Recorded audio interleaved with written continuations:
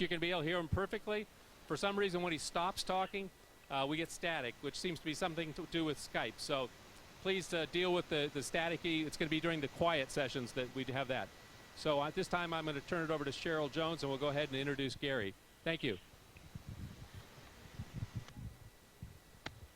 Hello, Gary. Maybe you can't hear us just yet, but just a little note here.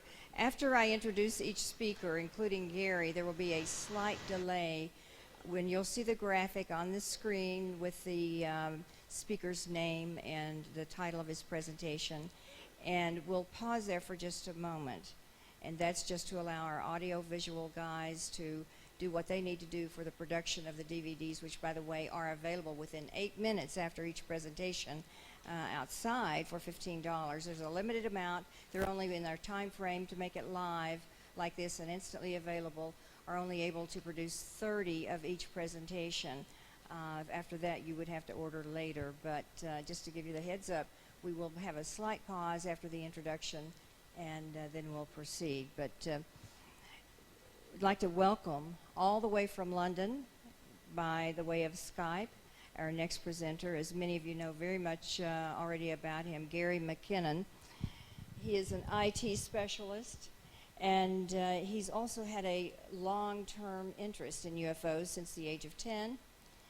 In time, his knowledge of networking and thirst for UFO knowledge led him to break the law in order to find out the truth, and in his quest for truth about his passion for UFOs.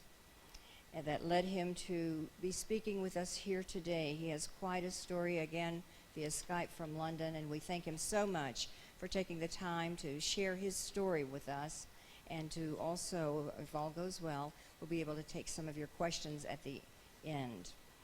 And so the title of his presentation is called Stealing the Truth. He has quite a dramatic story, and I'm sure you'll enjoy finding out even more about what Gary McKinnon has been through. Gary, welcome.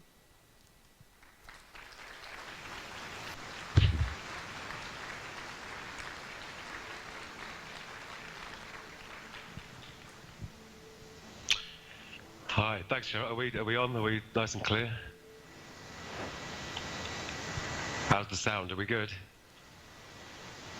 We're good. Yep. Okay. Thanks for the intro, Cheryl. Thanks very much, Jan, for inviting me here. And thanks very much to MUFON for putting on such an auspicious event. It'd be nice to actually be there and hear everyone else. Jan did kindly give me a login for MUFON TV, but somewhat ironically, the username and password, I couldn't get in using that. So I wasn't able to hear anyone who's spoken yet today, but I'll listen to it later or tomorrow.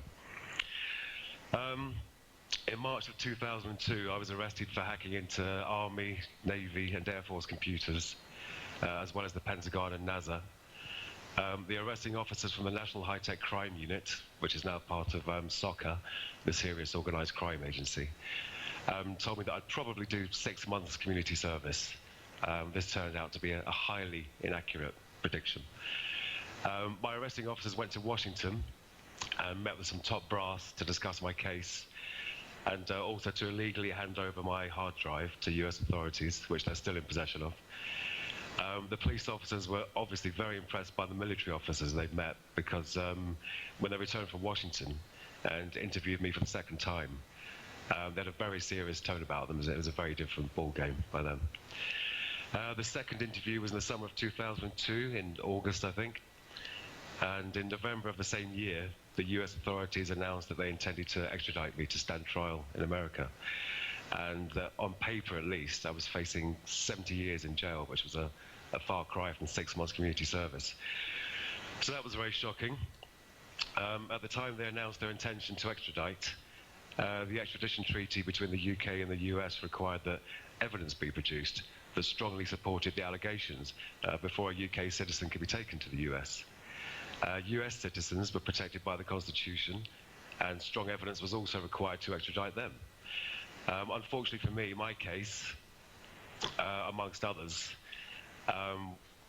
it was at a time when hacking was a big problem, and my case and others had catalyzed the US and the UK into arranging an entirely new extradition treaty, one where supporting evidence was no longer required to extradite a UK citizen to the US, but you guys were still protected by the Constitution. And this necessary imbalance, as one of the architects of the treaty once called it, still exists to this day. Going from 6 months community service to the thought of the rest of my life in a foreign prison was obviously a major leap and a terrifying one. The US authorities called my actions the biggest military computer hack ever, which is patently untrue since there have been a few viruses that got into many more computers than I did. I got into less than 100, I think it was about 97. But the real bottom line here was the damage accusations. I was accused of damaging every PC that I was on and told that the amount of damage I'd done to each PC was exactly $5,000 worth. And that happened to be the magic figure necessary to support an extradition request. So I realized I was being fitted up for the damage. I knew I hadn't done any damage, but you can't prove a negative. Under the new treaty, there was no burden of proof for the US. They just had to state your crime and your name. So it was looking very bleak, very bad for me. 2 years went by without me hearing much more. This was due to the treaty having to be ratified by the Senate. For some reason, they were dragging their heels, which was odd since when I'd read the draft of the treaty, it was actually written in US English with American spelling, which was kind of telling. I lost my career in IT due to this, so I went and got my forklift license and got a job in a local luggage warehouse. I then lost this job due to all the publicity. Lost the room I'd rented because the landlord didn't like all the press hanging around. Lost my girlfriend of 12 years, so I was feeling pretty crappy, to understate it hugely. And spent those 2 years very down, unemployed. In 2005, I got another job, strangely working for EDS, Electronic Data Systems, a large American company. I finished my first day and then made my way home. And as I was walking down the road to my front door, 3 gigantic men approached me, big burly men, identified themselves as the new Scotland Yard extradition squad, and escorted me up to my room that I was renting in a shared house. They insisted on taking my computer, even though they could see I had no internet in the house. They informed me that I was a fugitive from US law, which I thought was kind of strange. How can you be a fugitive when you're not trying to escape? You know? Once again, like, the logic of international law enforcement had escaped me, but there was no actual escape for me because the officers drove me to the police station. I submitted to a DNA sample. You're told if you refuse that, they just keep you in a cell until they get permission from the high inspector. I was to appear in court the next day for my bail conditions to be set, and this was to be in court for an extradition hearing, not the actual criminal trial.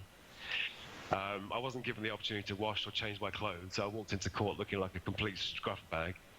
And I could see the distaste on the face of the judge, or perhaps he always looked like that, I don't know. The US asked for a £10,000 bail, and for me to have to sign on at my local police station every single hour, which was impossible. My local police station was half an hour from where I lived, so I'd either have to get no sleep or sleep at the police station. Luckily, the judge saw that this was a nonsense request, so I was required to sign on at the police station each evening, eventually. We also got the bail dropped to £5,000 since I'd lost my job. My parents fostered children for a living, didn't have any savings at the time. Excuse me. My bail was paid by friends and family, all contributing what they could. I'll go over the rest of the events in less depth, since it's just a chronology of court hearings and decisions. It's kind of like the boring bit, the very depressing but boring to retell. In 2006, I had my first extradition hearing, and the judge ruled that my extradition could be allowed, but the final decision was to be made by the Home Secretary, who also decided it was fine to send me over there without any evidence of damage. The US authorities started to play dirty, saying that if I didn't come over of my own free will, then they'd give me the maximum 70-year sentence once I was over there. My solicitor was told by Ed Gibson, who was the attaché at the US Embassy at the time, that they wanted to see me fry, which was, of course, a reference to the electric chair. They also threatened me with imprisonment in America under Military Order No. 1, which means a secret trial with a jury of military personnel, no opportunity to speak to the press. They also informed me I'd be allowed no visits from anyone. So they're putting the pressure on, which the DOJ, as you may or may not know, it always does. In 2007, we went to the High Court to try and overturn the decision of the Home Secretary to allow the extradition, but the High Court refused to do so. And then in 2008, we went to the House of Lords, but they also refused to overturn the decision. So the next avenue was to go to the European Court of Human Rights. We lost the appeal to go there, let alone actually be heard there. Later that year, I was doing an interview on ITV, and after the interview, quite a few people contacted ITV to say that they thought I was on the autistic spectrum, that I should get diagnosed by a professional to see if this was the case. I didn't like being told I may be on the spectrum, and I was far too depressed to welcome people analysing me and poking around in my brain. But I went along with it since everyone was advising me to do so. And ultimately, I was diagnosed by 5 or 6 of the top people in the UK.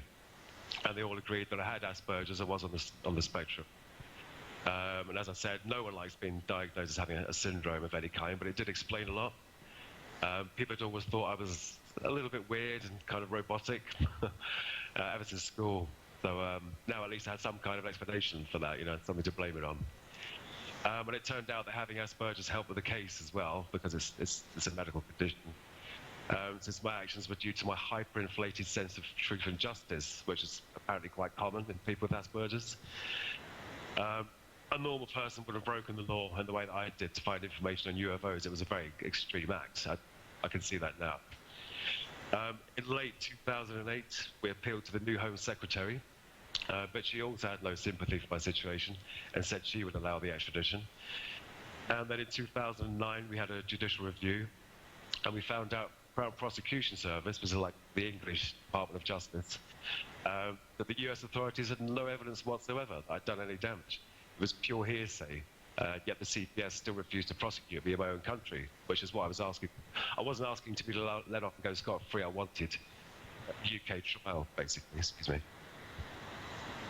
We then asked to appeal to the Supreme Court, something we didn't have when I was first arrested. We were refused leave to appeal to the Supreme Court.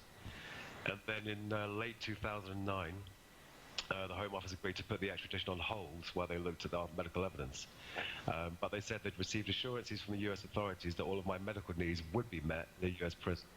That statement was patently untrue, since US jails have a very bad record when it comes to looking after mentally ill inmates. There's lots of reports that support that view. In December of 2009, we submitted a new High Court appeal to challenge the extradition, and in January we were allowed the new judicial review.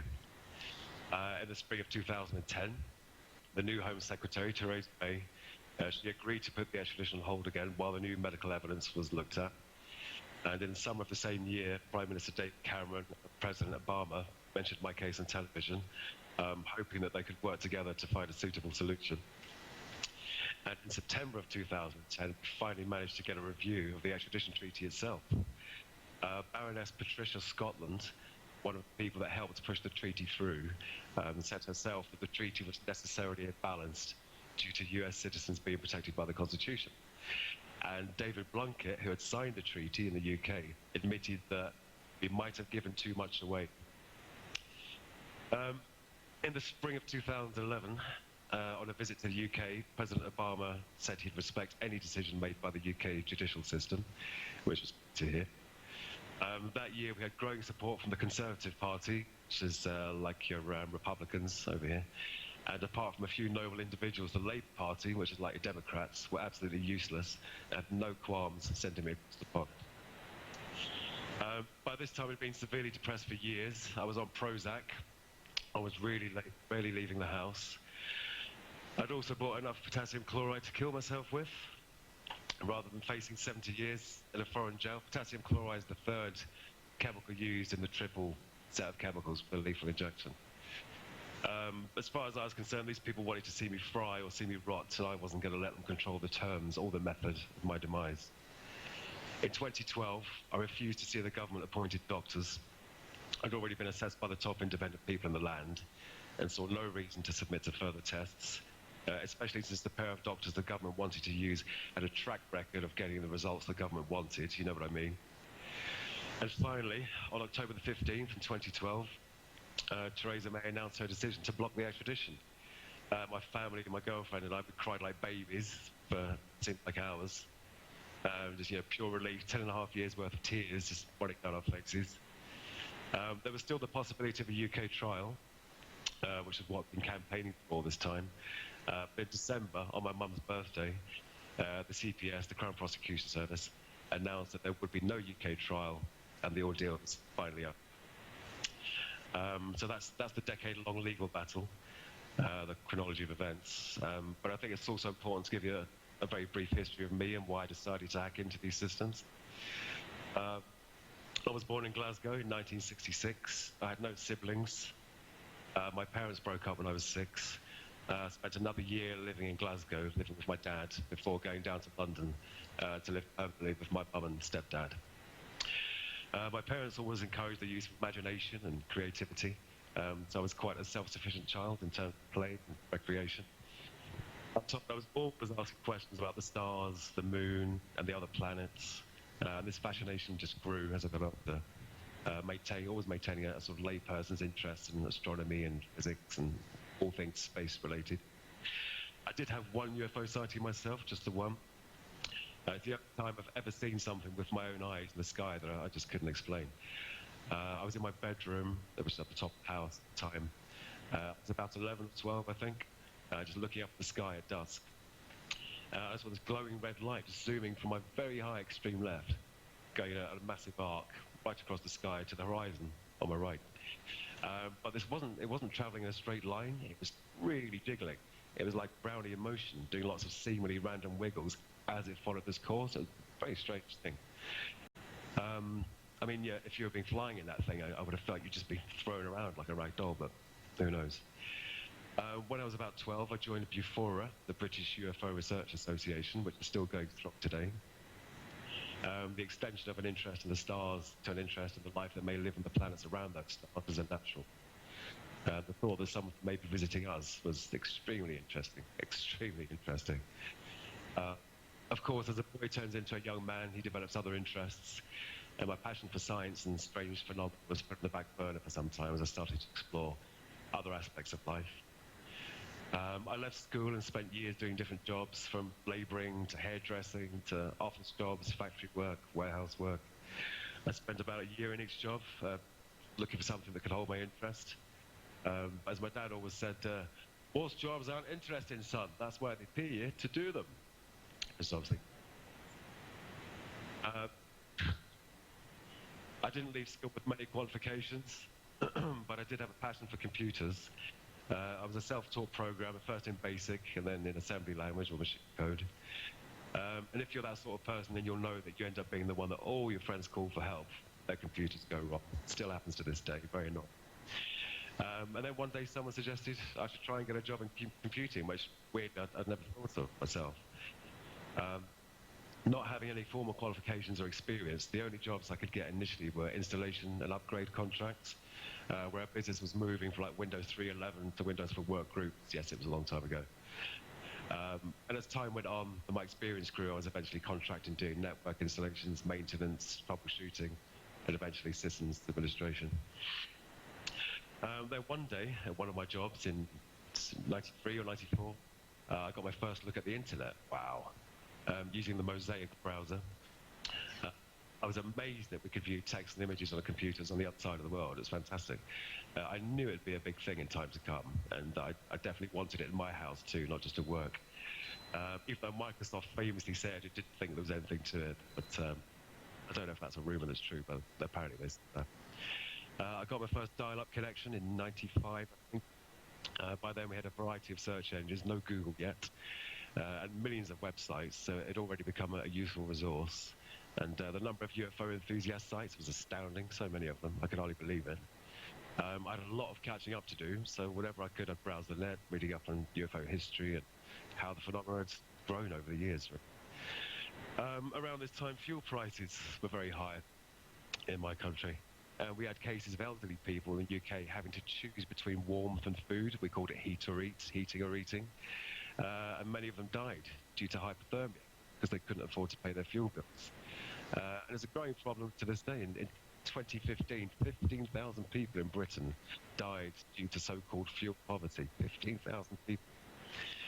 And one subject I've read a lot about in connection with UFOs was the free energy. You know, a power source that was virtually unlimited, output more energy than was required to operate it. They call them over Unity devices. And it's not a mystery, by the way. Everyone has an over Unity device in their home. It's your fridge. The average refrigerator is about 3 times over Unity. And because the heat it puts out, you can't make the heat it puts out with the electricity that goes in. A very well-made fridge, like a science laboratory fridge, can be up to 5 or 6 times over Unity. Interesting fact. So although you can't create or destroy energy, you can transform it and kind of amplify it somehow. I don't know. I'm not a physicist. So in my mind, these lines of thoughts converge. Old people dying, no energy, then possibly free energy that's been hidden from us, hugely unfair. So many of today's problems could be solved if we had free energy. And the UFOs that I've read so much about and watched so many videos of, they seem to operate on a propulsive principle that was extremely advanced and probably tapping the zero-point energy that I'd read about. Literally pumping electrons, from the fluctuations of the fabric of the universe. This crazy stuff. So why didn't we have this technology? Many countries around the world had a serious interest in UFOs, even detailing in their Air Force's instruction manuals how to engage one and how to report it. We had the famous Roswell case, where bodies and a craft were supposedly recovered. So why didn't we have amazing flying vehicles and free energy for everyone? Why would you keep that from people? Elitism, obviously. It's not your standard radar installation that monitors the skies for UFO tracking, and it's not your regular army that goes out and recovers crashed UFOs. As everyone here knows, these projects are special access and secret compartmented. So very few people see the big picture, and if there are any so-called disruptive technologies, they end up in the hands of a relatively small group of people, probably in the 10,000 or less, I would guess, rather than the public at large. And secrets are never good in any relationship, but secrets kept from the people and the state by forces unknown are the worst kind of secrets. So I started to wonder, would it be possible to seek out the truth of the matter via the internet and by using my networking knowledge to track down these unknown forces and get a look at their data? To many people, this just seems like a mad idea, but to me it was a noble cause and worth looking into. But it's a big problem. How do you track down a secret group of elitists coveting recovered alien technology that probably have their own quantum computing network and time travel machines by now? Who knows? Would they even have data on the internet? Well, you don't know until you try, but where do you start? Then sometime in the spring of 2001, I think it was, I was told about Dr. Stephen Greer's upcoming Disclosure Project conference at the National Press Club in DC. And he was a man who'd spent years gathering together the most incredible UFO witness list, interviewing them, bonding with them, respecting their anonymity when required. And as I listened to him speak with true passion and eloquence about the subject, he became an instant hero to me, instant hero. Right up there with the likes of Linda Moulton Howe, Bud Hopkins, Stanton Friedman, and many, many others in the UFO field. It was an amazing body of evidence, and all from the mouths of mature retirees in the main, who held positions ranging from radar hardware engineers to US Air Force lieutenant colonels and above, generals. And these people were from all of the armed forces right across the board, as well as witnesses from the intelligence community. It really was a fantastic collection of people telling their stories. I bought the Disclosure Project book, wanting to know more of these people's stories and, more importantly, to use the book for intelligence gathering on possible locations that were internet connected and had something to do with the UFO cover-up. And having read the book, as far as I was concerned, Dr. Greer's star witness in this concern was Donna Hare. Here was a woman who'd been inside one of NASA's sanitizing labs, where they regularly remove UFOs from satellite and spacecraft imagery. She was an image specialist. I think she was doing launch lines at the time. And she said that the lab she saw was in Building 8 of Johnson Space Center. And I was absolutely gobsmacked. It was amazing. I had a physical location that was fairly specific, down to the building that the lab was in. She said she'd been in the lab and been shown one of the photographs by one of her colleagues, which he shouldn't have really done, because that should be secret compartmented as well, but thank God he did, because now we know. But how do you get into a network like that? And it turned out to be all too easy, far too easy. I wish it hadn't been easy, then I wouldn't be here today. Computer communication languages are called network protocols. The HTTP you use in your web browser is a protocol standing for Hypertext Transfer Protocol. Your email service runs on IMAP, which is Internet Message Access Protocol. So there's protocols for specific jobs. as well as general protocols that provide for computer-to-computer communication. One of these general protocols is called NetBIOS, which stands for Network Basic Input System. As its name suggests, it's a system that provides basic input-output across the network. For instance, if your office is on a Windows network, when you copy and paste a file from your machine to a colleague's shared drive, it's NetBIOS doing all the legwork and allowing both computers to talk to each other. So that's what NetBIOS is for. It's for local area networks like offices or homes. It's not very secure. Unfortunately, at that time, an out-of-the-box Windows installation defaulted to using NetBIOS not just across your home or office network, but also across the internet, basically exposing your network to the world. And one method NetBIOS uses for access to any network resource is the standard username and password combination. And the administrator username, the administrator account, is the most powerful account on the PC, apart from the system itself. And it has access to almost anything. So it was obviously either I had to scan the JSC Johnson Space Center network, looking for PCs that accepted NetBIOS connections, and then see if they had either weak passwords or unset passwords on the administrator accounts. And it was quite a quick scan. It didn't take long. A surprising number of PCs responded to NetBIOS probes, and also returned administrator accounts that had no password set, not just a weak password like password itself, literally no password, blank. Excuse me. So it was very easy to set up a tunnel between me and the remote PC that I could use to install remote control software, a bit like PC Anywhere. So it's literally like you're there on the screen, like you're sitting at the monitor of the other computer. You could use a mouse, interact with the desktop, etc. Before installing the remote control software, I first had to find out which PCs were in Building 8. This was accomplished by using NetBIOS commands again to list the PCs on the remote network. Luckily for me, NASA's IT people were very diligent in their hardware auditing. Every PC had location information as well as serial numbers and the like for auditing purposes. So it didn't take long to compile a list of Building 8 machines that also had administrator accounts that had no passwords set. I installed the remote control software on the first PC in the list, logged on and looked at the desktop, which is fairly minimal, if I recall correctly, but it had two interesting folders, just like Donna had said. One was called RAW and the other was called Processed, or similar words, I can't remember exactly. I double-clicked on the RAW folder, and there was a huge list of files, many of them being over 200 megabytes in size, which was quite large back in dial-up days, because it took about 5 or 6 minutes just for 1 megabyte back then. I considered transferring a few of the files in one go, but thought I'd best inspect one of them first. I can't remember the file extension, but it was a proprietary NASA format, not one of the common image formats. So I just double-clicked one of the files, and the associated imaging software launched, and I waited, and then I waited, and then sort of line by line, very slow, very jerky, the image started appearing on the screen, but it was painfully slow. So I shut down the imaging software. I turned the color down to 4 bits, possibly 2 bits, so you get a lot less color. Turn the resolution down to, I think, 640 by 480 in order to get a look at this image as quickly as possible, you know, in low color, low resolution, and then download it, then close the connection. So I thought I had plenty of time. You know, I thought I was going to watch this, then transfer it across. I launched the image again, and it was still painfully slow, but it was a few times faster than it was the first time round. And the top section of the image just seemed to be like a muddy sort of black and grey. But then the hemisphere of a planet started to appear. And I began to see like cloud formations. I don't remember seeing any recognizable terrain or any terrain at all. I just assumed it was Earth because it was, you know, white clouds, and the muddy darkness was obviously the space above Earth. And then the craft began to appear. First thing I saw was the top of a dome, because although it was classic cigar-shaped, it had these sort of geodesic golf ball, you know, like radar domes above and below. And no features in the craft at all, no insignia, no rivets, no seams, no sign of your standard man-made manufacturing at all, very smooth one-piece object.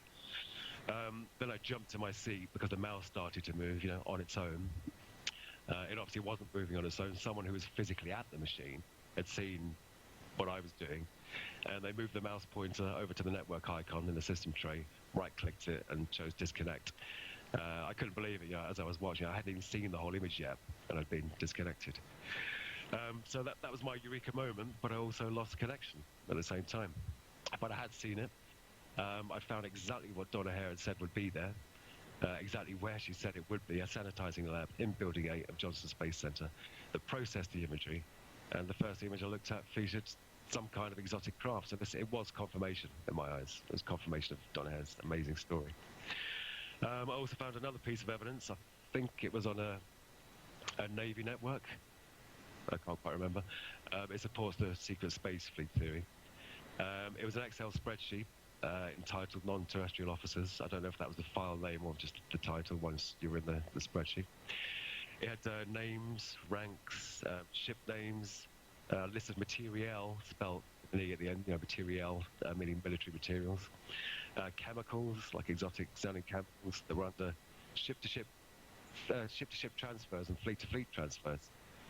So yeah, quite an exotic document. It was almost like you found the admin office of the secret space program. Non-terrestrial officers. That I googled the phrase at the time; it was nowhere to be found. And now, if you Google it, it's just in connection with my story. That's still in my hard drive in Washington, and the office of the ONI, the Office of Naval Intelligence. I don't think I'll see that drive again. And just to set one thing straight. I don't remember any of the ship names. I've seen a few people on YouTube and the web that say, "Oh, he saw, the USS such and such," but that's not true. I don't remember any of the names. And that's my story. Thank you for listening.